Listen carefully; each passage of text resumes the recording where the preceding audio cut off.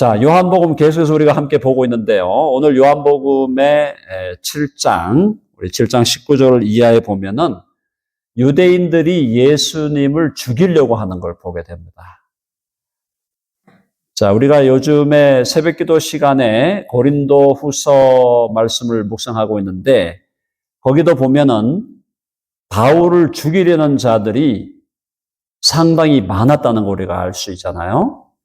근데 바울을 죽이려는 자들이 있었는데 동시에 그 이전에 예수님을 죽이려는 자들이 있었다라는 겁니다. 여러분 누군가에게 살해의 위협을 받아보신 적이 있나요? 누가 여러분들을 총으로 쏴서 죽이거나 칼로 찔러서 죽이려고 하는 그런 위협을 받은 적이 혹시 있으신가요? 아마 여기 계신 저를 포함해서 우리 모두가 거의 대부분이 누가 우리를 죽이려고 하는 것을 그런 위협을 받은 적은 거의 없을 겁니다. 자, 그러나 우리 모두도 어떻게 보면 다른 사람들이 우리를 미워하거나 다른 사람들이 우리에 대해서 악의를 품거나 또 다른 사람들이 우리에 대해서 이런저런 별로 좋지 않은 이야기를 하는 그런 것들은 아마 인생을 살아오신 여기 있는 분들 모두가 다 경험을 했으리라고 믿습니다. 자, 그런 간접적인 경험을 통해서 우리는 예수님을 죽이려고 하는 유대인들과 또 바울을 죽이려고 했던 그 수많은 그때는 뭐 유대인들도 그렇고 이방인들도 그렇고 바울을 많이 죽이려고 했잖아요. 자, 그런 상황을 조금 우리가 상상력을 발휘하면서 함께 우리가 이 말씀을 상고하고자 합니다. 자, 19절에 보니까 지금 예수님이 지금 유대인들하고 논쟁하는 중이에요. 논쟁하는 중인데 19절에 참 지금 심각한 말씀을 하고 있어요. 같이 읽어볼까요? 19절 시작. 모세가 너희에게 율법을 주지 아니하였느냐? 너희 중에 율법을 지키는 자가 없도다. 너희가 어찌하여 나를 죽이려 하느냐? 이 굉장히 지금 무서운 말이에요. 자, 모세가 율법을 주셨다는 것은 분명하죠. 그렇죠? 모세가 율법을 주셨다는 건 너무 분명한데, 자, 이 유대인들에게 예수님이 뭐라 그러는 거예요? 너희 중에 율법을 지키는 자가 없도다. 야, 이 굉장한 심판적인 선언 아니에요? 애누리가 없잖아요. 그러니까, 야, 너희들 중에 일부는 율법을 지키고 있고, 일부는 율법을 안 지키고 있다. 이렇게 지금 얘기한 게 아니고, 너희 중에 율법을 지키는 자가 없다. 한 사람도 율법을 지키고 있지 않다. 야, 이게 예수님이 그 당시 유대인들을 바라봤던 예수님의 관점이고 하나님의 관점이다. 자기들은 어떻게 생각했겠어요? 자기들은 우리는 그래도 이 정도는 지키고 있고 또 뭐 이 정도는 좀 못 지키고 있지만 그래도 어느 정도는 지키고 있다. 라고 생각했지 않겠어요? 근데 예수님의 관점은 뭐야? 너희 중에 율법을 지키는 자가 없다. 하나도 없다. 자, 이 말씀하고 우리 로마서 3장에 가보면은 한번 해볼까요? 의인은 없나니 하나도 없도다. 한 사람도 이 땅에 태어난 어떤 인간도 한 사람도 율법을 지키는 자가 없는 거예요. 그러니까 율법을 지킨다고 할 때 우리는 보통 율법에 예를 들어서 10계명 중에 우리가 살인은 안 했고 또 간음은 안 했고 그러니까 그런 건 좀 지켰고 그다음에 거짓말 하지 말라 그랬는데 거짓말은 좀 한 것 같으니까 거짓말은 좀 하지 말라고 한 건 내가 어겼네? 뭐 이런 식으로 생각할 수가 있단 말이에요. 그런 식으로 다들 이때 이 바리새인들도 그렇게 생각하고 유대인들도 그렇게 생각했는데 주님의 관점에서는 어느 누구도 율법을 지키지 않는다. 그 말은 뭐냐면은 율법이라는 것은 하나만 어겨도 한 조항만 어겨도 율법은 다 어긴 것이다. 그게 하나님의 시각이라는 거예요.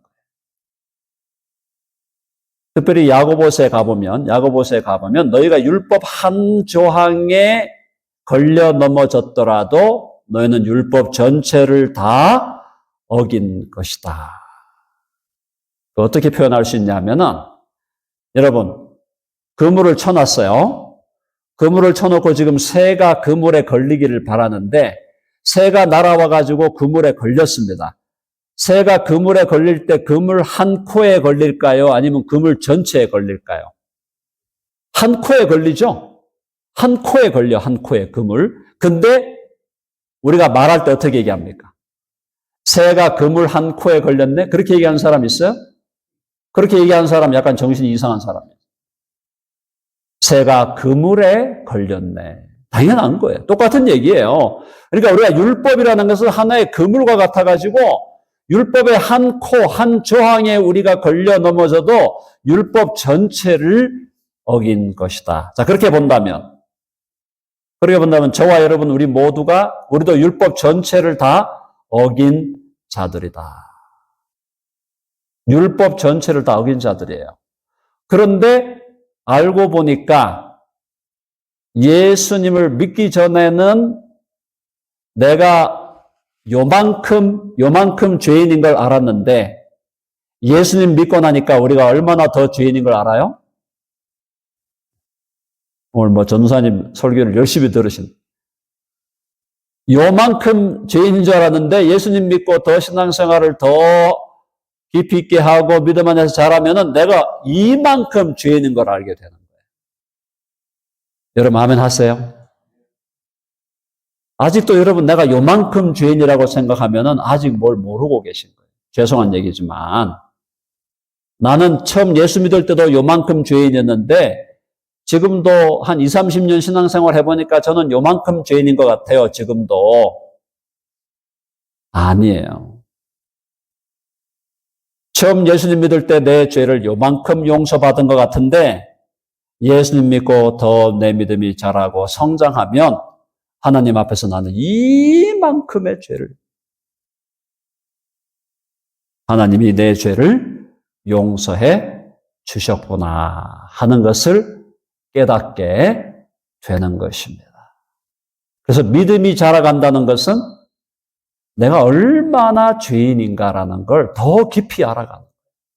내 죄의 높이가 얼마나 되고 내 죄의 넓이가 얼마나 되고 내 죄의 깊이가 얼마나 되는가를 더 풍성하게 깨달아가는데 자, 너희 중에 율법을 지키는 자가 없도다. 너희가 어찌하여 나를 죽이려고 하느냐. 예수님 이걸 아시겠어요? 모르겠어요? 모르시겠어요?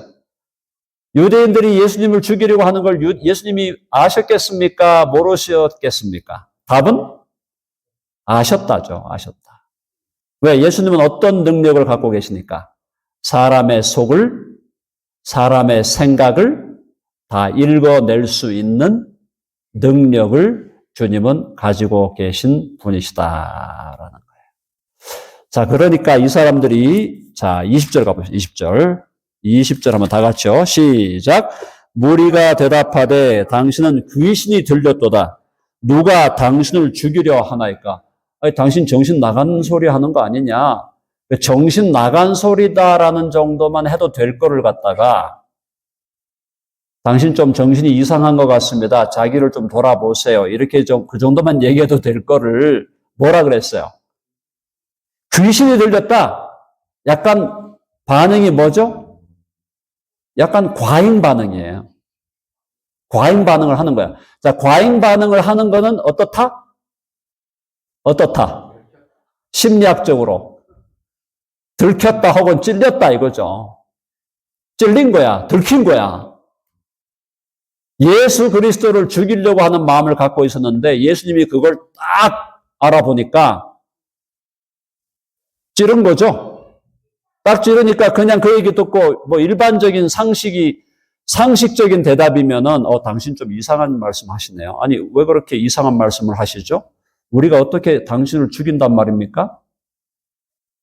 근데 이 사람들이 뭐야 지금? 반응이 이상해. 반응이 과잉 반응이야.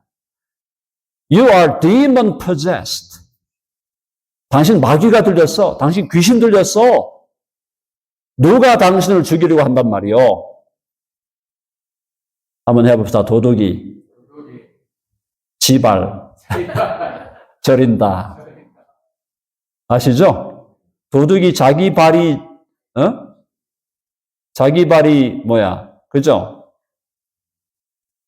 절이니까 그렇게 대답을 하는 거예요. 근데 유대인들은 벌써 예수님을 죽이려고 상당한 시간 동안 고민하고 머리를 지금 굴리고 있는 것입니다. 그러면서 엄한 예수님에게 너 당신 귀신 들렸어. demon possessed. 완전히 어떻게 하겠다는 거예요. 자기들에게 예수님을 죽이려고 하는 의도가 있음에도 불구하고 그걸 어떻게 돌리는 거예요? 자기들의 잘못으로 돌리지 않고 예수님이 귀신 들렸다라고 하면서 예수님을 막 응징하려고 하는 거예요. 자, 이런 거 보면 사랑하는 여러분, 인간이 얼마나 악한 존재인가를 아시겠죠? 우리도 유대인들과 다르지 않습니다. 자, 요한복음에서 우리가 여기 보면은 예수님을 죽이려고 하고 예수님을 핍박하는 사람들, 바리새인들 보면은 참 위선자들이고 참 나쁜 사람들이고 참 정말 악한 사람들이라고 생각이 드는데 그 사람들하고 우리하고 본질상 다를까요? 같을까요? 본질상 다를까요? 같을까요? 본질상 같은 존재예요. 바리새인들이 갖고 있는 죄성이나 우리들이 갖고 있는 죄성이나 동일하다. 사랑하는 여러분, 예수님이야말로 하나님이시고 하나님의 아들이시고 가장 선하시고 가장 거룩하시고 가장 의로우시고 완전하신 분이신데 그분이 무슨 소리를 들었습니까? 귀신이 들렸다. 나중에 사도 바울도 귀신이 들렸다는 소리를 듣게 되죠. 아니면 미쳤다 그랬어요. 바울 보고도. 사랑하는 여러분, 저와 여러분도 예수 그리스도를 위하여 살고 복음을 위하여 살고 하나님의 나라를 위하여 살고 교회를 위하여 살고 사랑하는 형제와 자매들에게 믿지 않는 자들에게 복음을 전하기 위하여 살다 보면 우리도 미쳤다는 소리, 귀신이 들렸다는 소리 들을 수 있을까요? 절대로 듣지 않게 될까요? 들을 수 있는 거예요.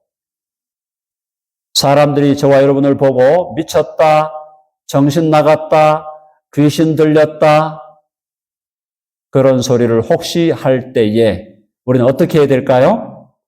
한번 해봅시다. 기뻐하고 감사하라. 아멘? 기뻐하고 감사해야 돼. 그죠? 기뻐할 이야기예요. 아, 내가 예수님을 위해서 미친 사람처럼 보이는구나. 내가 복음을 위하여 귀신이 들린 것처럼 그렇게 보이는구나. 할렐루야. 기뻐하고 감사하는 우리가 되기를 바랍니다. 기뻐하고 감사하기 위해서 진짜 미친 듯이 살아야 되겠죠? 사랑하는 여러분, 저와 여러분의 남은 인생 주의 나라와 주의 영광과 주의 복음을 위하여 미친 듯이 살아가는 우리 모두가 되기를 간절히 바랍니다. 자, 21절 갑니다. 21절 다 같이 시작. 예수께서 대답하여 이르시되 내가 한 가지 일을 행하매 너희가 다 이로 말미암아 이상히 여기는. 예수님이 어떤 기적을 이루신 거예요. 기적. 여기서 이제 이 문맥에서는 이제 5,000명을 먹이는 기적인데 어쨌든 기적을 행하니까 다 이로 말미암아 이상히 여긴다 그랬고요. 그 다음에 그러니까 이 사람들이 지금 예수님이 오병이어로 5,000명을 먹인 것을 지금 이 구절에서 암시하고 있는 건 뭐예요? 예수가 하나님의 능력으로 그걸 행한 게 아니고 뭐의 능력으로? 귀신의 능력으로 그걸 행한 게 아닌가 의심하고 있는 거란 말이에요. 이 사람들이. 자, 그래서 예수님이 그들의 죄를 지적하면서 너희들이 율법을 들이대고 율법을 내세우고 율법을 퍽이나 존중하면서 그렇게 소중히 여기는 것 같지만 너희들은 사실은 율법을 전혀 지키지 않는 자들이다. 그렇게 말씀하시면서 22절 말씀 시작. 모세가 너희에게 할례를 행했으니 그러나 할례는 모세에게서 난 것이 아니요 조상들에게서 난 것이라. 그러므로 너희가 안식일에도 사람에게 할례를 행하느니라. 이거 잘 들어보셔야 돼요. 자, 모세가 너희에게 할례를 행해라 라고 했죠. 거기 율법에 보면은 어린 아이, 특별히 남자아이가 난 지 며칠 만에? 며칠 만에? 해봅시다. 8일. 8일 만에 할례를 받아야 돼요.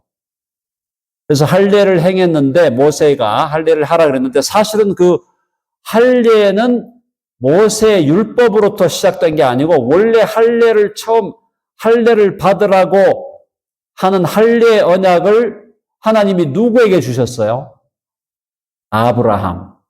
아브라함에게 할례를 행하라고 했으니까 자 거기 괄호에 나오는 대로 그러나 할례는 모세에게 난 것이 아니요 조상들에게서 난 것이라. 맞죠? 아브라함에게로부터 나온 거예요. 자, 그러므로 너희가 안식일에도 사람에게 할례를 행하다. 이게 무슨 말이에요? 태어나가지고 8일째가 어떻게 된 거야?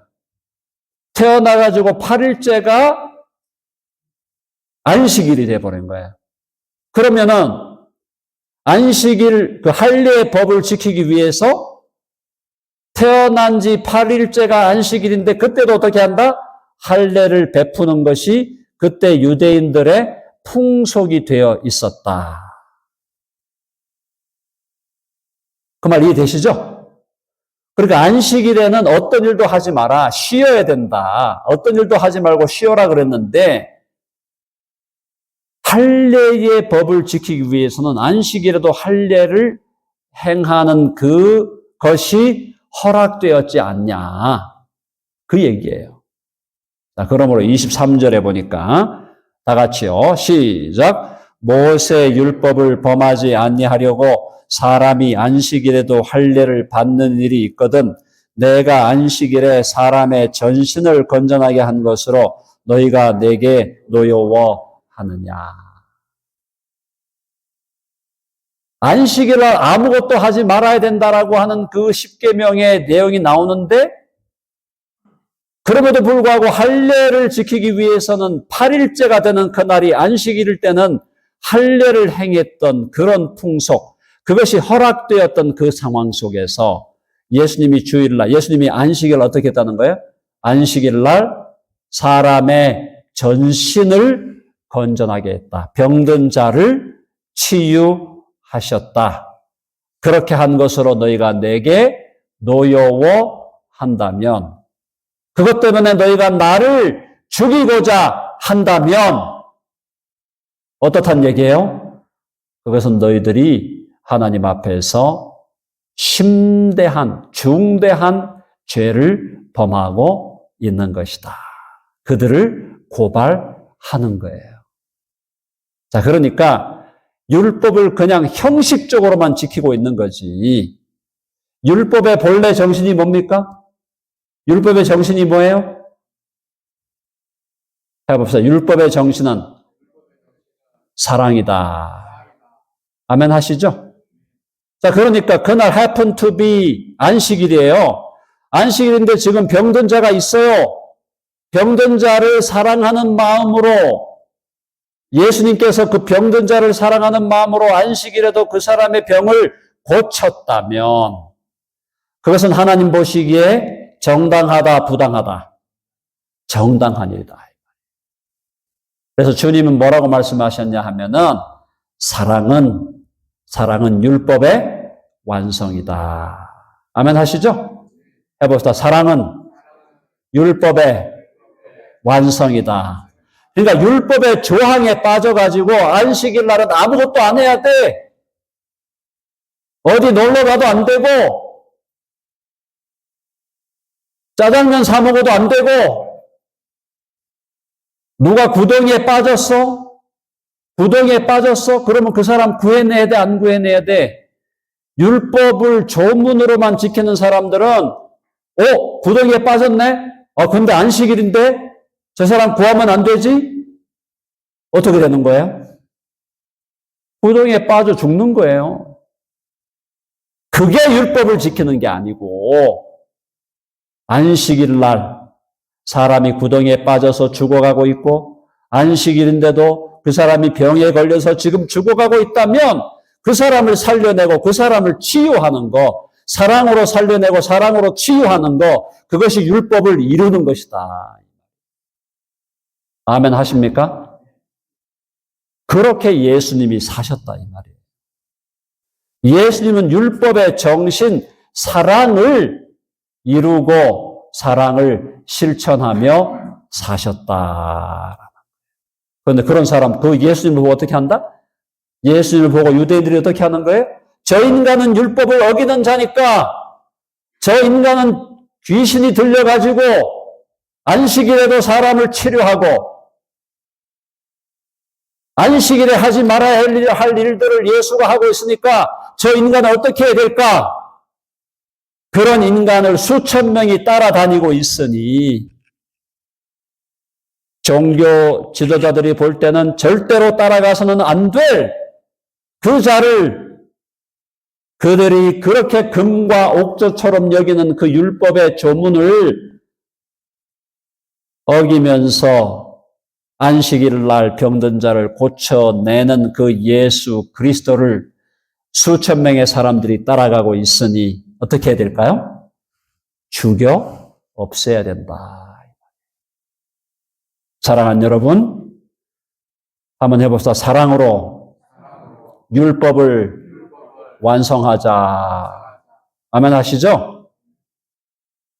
율법의 계율과 조항을 하나하나대로 지키는 것이 중요한 게 아니고 주님이 와서 말씀하신 거예요. 율법의 정신, 위로는 하나님을 사랑하고 아래로는 사람을 내 몸처럼 사랑하는 그 사랑의 정신으로 살아가는 것이 결국은 율법을 완성하는 것이고 예수님이 오셔서 율법을 완성하셨죠? 율법을 성취하신 줄로 믿습니다. 십자가에 달려 예수님이 죽으심으로 하나님을 향한 완전한 사랑을, 완전한 순종을 이루시고 저와 여러분을 포함한 모든 이웃을 완전하게 사랑하시기 위하여 자기 몸을 찢으시고 자기 피를 흘려주셔서 우리를 구원받게 하신 줄로 믿습니다. 그래서 예수님은 사랑으로 율법을 완성한 자다. 그래서 24절 다 같이 시작. 외모로 판단하지 말고 공의롭게 판단하라 하십니다. 무슨 말이에요? 외모. 겉으로 어떻게 보이냐? 겉으로 그 사람이 그죠? 겉으로 볼 때 상당히 율법을 존중하는 것 같고 상당히 그 시대의 종교적인 어떤 계율과 전통을 존중하는 것 같은 그런 외모로 판단하지 말고 공의롭게 판단하라. 그 말은 뭐냐면 진정한 의미에서 그것이 사랑으로 행한 것이냐 사랑으로 행하지 않은 것이냐로 판단하라. 그들은 안식일에 아무것도 하지 말고 쉬라고 하는 그 율법을 지키기 위해서 어떻게 하고 있는 거예요?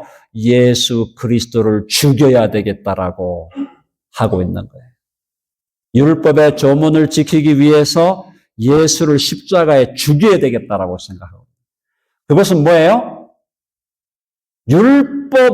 율법의 형식과 율법의 조문을 높이기 위해서 율법의 정신을 파괴하는 그런 하나님이 보시기에 어떻게 돼요? 하나님 보시기에 사악하고 간악한 죄악을 범하고 있었다. 물론 그들이 예수님을 십자가에 못 박는 것, 그 죄악된 행위가 놀랍게도 하나님의 놀라운 섭리와 경륜 속에서 저와 여러분을 죄와 사망의 권세로부터 구원해내는 구원의 역사가 된 줄로 믿습니다.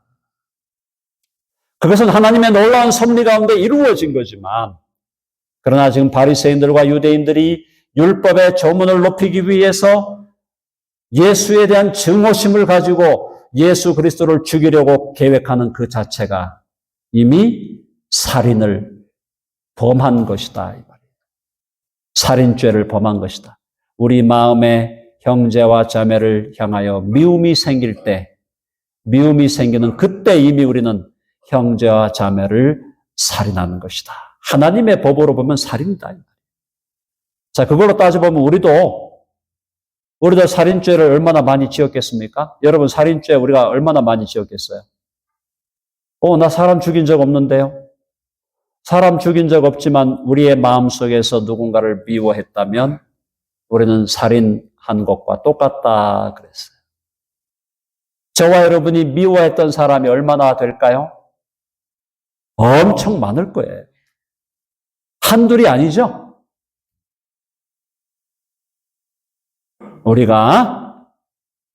우리도 그러한 동일한 죄인이었지만 예수 그리스도의 보혈과 십자가의 공로로 우리의 모든 죄를 주님께서 다 덮으시고 용서해 주신 줄로 믿습니다. 자, 옆에 있는 분들 바라보며 축복합니다. 예수님이 용서하셨습니다. 자, 이제 마무리할게요. 거기 보면 이제 25절 이하에 예수를 지금 잡으려고 합니다. 자, 25절 예루살렘 사람 중에 어떤 사람들이 말하되 이는 그들이 죽이고자 하는 그 사람 아니냐. 벌써 죽이고자 하는 그 사람 아는 거예요. 죽이려고 하는 거예요. 보라 드러나게 말하되 그들이 아무 말도 아니하는도다. 당국자들은 이 사람을 참으로 그리스도인 줄 알았는가. 그러나 우리는 이 사람이 어디서 왔는지 아노라. 이 사람이 어디서 왔는지 알죠? 어디 출신이야? 갈릴리 그야말로 촌구석 출신이에요. 갈릴리로 말하면 옛날에 청계천 정도 된다고 보시면 됩니다. 그보다 못할 수도 있겠죠. 자, 그런데 이들이 한 얘기가 뭐냐면 그리스도께서 오실 때에는 어디서 오시는지 아는 자가 없으리라. 이 말이 틀린 말이에요. 구약에서 예수님 어디서 나온다 그랬습니까? 구약에서 예수님 어디서 나온다 그랬어요? 구약에 다 예언되어 있어. 예수님이 어디서 태어난다? 베들레헴. 그리고 어디서 자라난다? 나사렛에서. 다 구약에 나오는 얘기. 그러니까 구약도 모르면서 아는 척하고 있는 거예요. 이 사람. 구약도 잘 모르면서 아는 척하면서 율법을 갖다가 형식적으로만 지키려고 하니까 예수님을 죽여야 되겠다라는 생각을 하게 되는 거죠. 28절 읽어봅시다. 28절 다 같이 시작. 예수께서 성전에서 가르치시며 외쳐 이르시되 너희가 나를 알고 내가 어디서 온 것도 내가 스스로 온 것이 아니니라. 나를 보내시는 참 되시니 너희는 그를 알지 못하나. 예수님 누가 보내셨어요? 하나님께서 예수님을 보내셔서 저와 여러분을 죄와 사망의 권세로부터 구원하신 줄로 믿습니다. 29절 다 같이 시작. 나는 아노니 이는 내가 그에게서 났고 그가 나를 보내셨음이라. 나는 누구를 안다? 나는 하나님을 알고 그 하나님 아버지가 나를 보내셨다. 이건 무슨 말이에요? 예수님은 자기를 보내신 자가 누구이고 자기가 뭘 하기 위해서 이 땅에 왔는지를 아셨다. 간단하게 말해서 예수님은 사명을 알고 계셨다. 예수님은 사명자로 보내지시고 하나님께로부터 사명자로 보내지셨고 본인의 사명이 무엇인지를 알고 계신 분이었다. 자, 그러므로 저와 여러분이 예수 그리스도를 믿음으로 그분의 제자가 되었다면 우리도 어떤 사람이 되어야 할까요? 우리도 누가 나를 이 땅에 보내셨고 누가 나를 어떤 사명 때문에 이 땅에 보내신지를 알아야 할 줄로 믿습니다. 누가 우리를 이 땅에 보내셨어요? 하나님이 보내셨고 예수님 믿고 나니까 예수님이 우리를 이 땅에 보내신 걸 알게 되었어요. 그럼 예수님이 우리를 이 땅에 보내실 때 어떤 사명을 주시고 우리를 보내셨나요? 자, 해봅시다. 그러므로 너희는 가서 모든 민족으로 제자를 삼으라. 아멘 하시죠? 이 땅에 여기 지금 이 자리에 모여 있는 여러분, 저와 같은 목사님들도 이 자리에 많이 계시고 장로님들도 계시고 권사님들, 집사님들 많이 계시는데 그러므로 너희는 가서 모든 민족으로 제자를 삼아 라고 하신 그 명령이 목사님들에게만 주어진 것입니까? 그 명령이 선교사님들에게만 주어진 거예요? 그 명령이 누구에게 주어진 거예요? 해봅시다. 나에게 주어졌다. 그러므로 저와 여러분 여기 땅에 지금 이 예배 현장에 지금 함께 예배 드리고 있는 우리 모두에게 하나님께서 주신 사명은 뭐예요? 예수 그리스도께서 주신 사명은 뭐예요? 모든 민족으로 제자를 삼으라. 아멘 하십니까?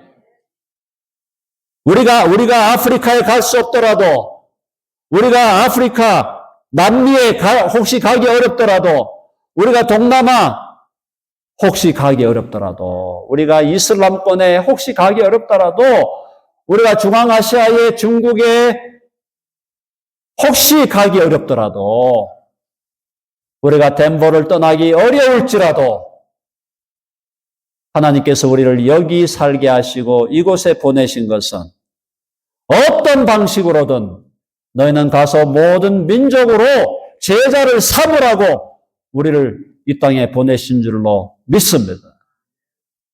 그래서 우리가 갈 수 없다면 누구라도 우리가 보내야 되지 않냐 이 말이에요. 우리가 생업 때문에 여러 가지 이유 때문에 내가 갈 수 없을지라도 그렇다면 어떤 누구라도 우리를 대신해서 우리를 대표해서 보내야 된다 이 말이에요. 아멘. 그래서 오늘 우리가 김경록 선교사님을 우리 교회 파송 선교사로 임명하는 게 바로 그거예요. 나도 가고 싶어. 나도 아프리카로 가고 나도 케냐로 가고 싶고 나도 키르기즈스탄에 가고 싶고 나도 몽골로 가서 하고 싶어요. 그런데 사정상 내가 할 수 없어요. 우리 선교사님을 보냅니다. 가서 복음 전하시고 그곳에서 복음 전하기 위하여 애쓰고 있는 선교적인 카페를 하는 사람들을 세워서 그곳에서도 복음을 전하게 해 주십시오. 아멘? 내가 갈 수 없다면 가지 못한다면 누구라도 보내는 선교사. 해봅시다. 보내는 선교사. 아멘. 그리고 우리는 여기 있으면 여기서 어떻게 우리도? 해봅시다. 보내어진 선교사. 어디로 보내졌어? 덴버로 보내졌다. 우리도. 덴버 땅이 우리의 선교지인 줄로 믿습니다. 아멘 하시죠? 우리의 숨이, 우리가 마지막 숨을 거두기까지 우리는 이 땅에 전도자로, 선교사로 그 사명을 따라 사는 자들이 되어야 하고, 그래서 우리가 선교사님을 세우고, 선교사님을 위해 기도하고, 선교사님을 위해 후원하는 것으로 우리는 주님께서 우리에게 주신 그 놀라운 복음 전도와 제자 삼기와 세계 선교의 사명을 우리도 이 땅에서 함께 감당해 가고 있는 줄로 믿습니다. 그래서 한번 옆에 있는 분들 서로 바라보며 축복합니다. 당신도 선교사입니다.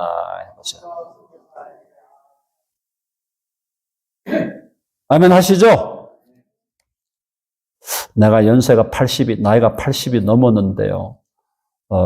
그렇게 얘기하실 수 있는데 그렇게 얘기하지 마시고 80이 넘으셨더라도 여러분들이 선교사님 위해서 기도하시고 선교사님 위해 작은 물질이라도 헌금하시고 선교사님 위해 마음을 쏟아서 그죠? 한마디라도 선교사님 오셨을 때 선교사님 수고하시죠.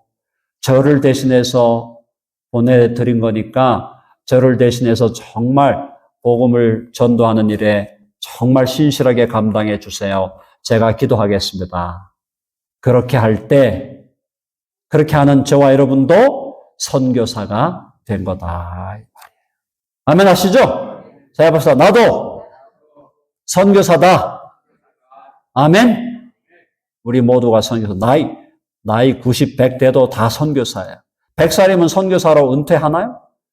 100살 되면 선교사, 나 선교사 끝났습니다. 나 끝났습니다. 주님 앞에 나 주님 선교사 끝났죠? 주님 뭐라 그러시겠어요? 너 아직 안 끝났어. 내가 너를 부를 때까지 아직 너 선교사 안 끝났어. 아멘? 주님 나를 부르실 때까지 우리 모두는 선교사의 사명 감당하며 복음 전도자의 사명 감당하며 살아갈 수 있기를 간절히 바랍니다.